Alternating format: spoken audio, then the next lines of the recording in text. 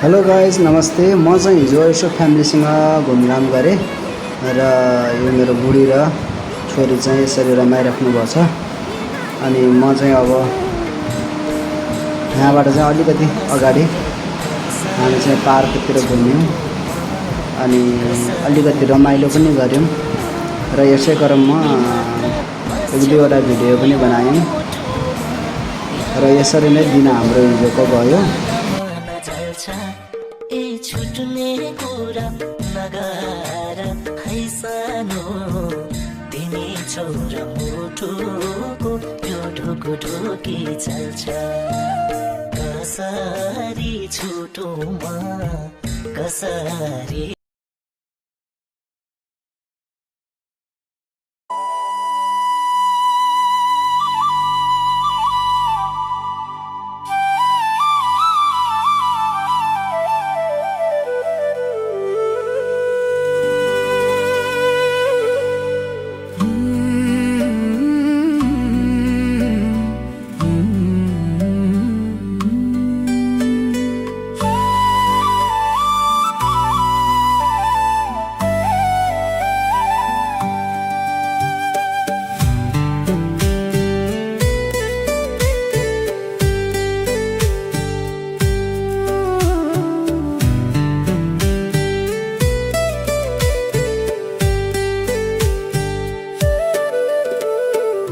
जुनलाई बादलले छोपे झै भयो,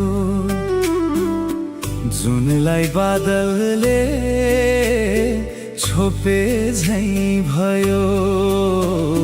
मेरो भाग्यले तिमीलाई खोसे झै भयो, मेरो भाग्यले तिमीलाई खोसे झै भयो, मेरो भाग्यले तिमीलाई खोसे झै भयो, मेरो भाग्यले तिमीलाई खोसे झै भयो।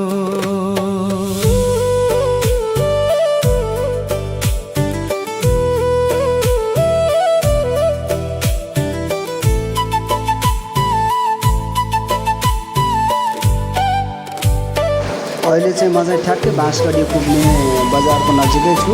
यो चाहिँ बाँसगढी पुग्नको अलिकति अगाडि पेट्रोल पम्पको एरिया हो।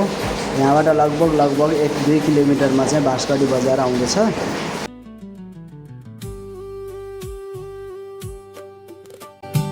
दिन बित्दै गयो, रात कट्दै गयो, तिम्रो यादले मुटु पोलिरह्यो।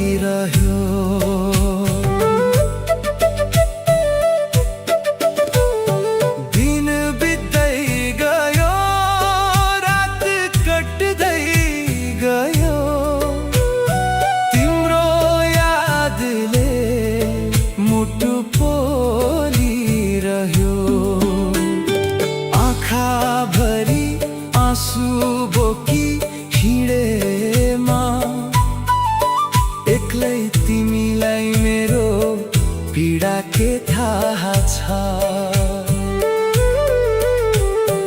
आँखाभरि आँसु बोकी हिँडेमा एक्लै तिमीलाई मेरो पीडा के थाहा छ,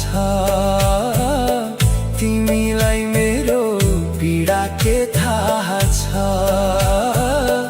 तिमीलाई मेरो पीडा के थाहा छ।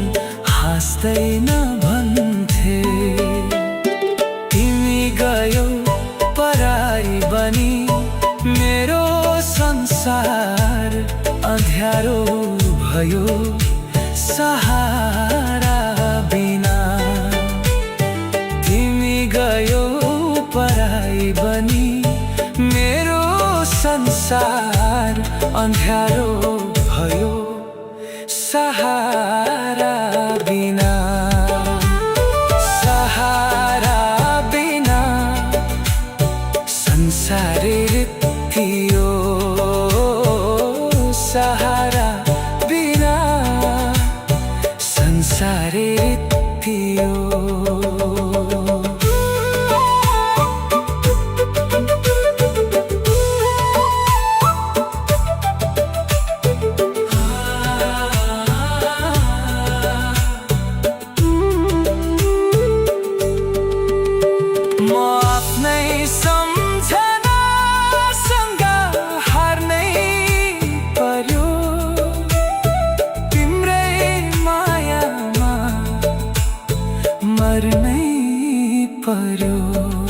ओके मेरो चाहिँ सबै काम भयो र म कोलपुरदेखि चाहिँ ठ्याक्क बाँसगढीको यात्रामा चाहिँ पुगेँ है। अब चाहिँ यहाँबाट मैनापोखरको यात्रा चाहिँ तय हुन्छ। धन्यवाद।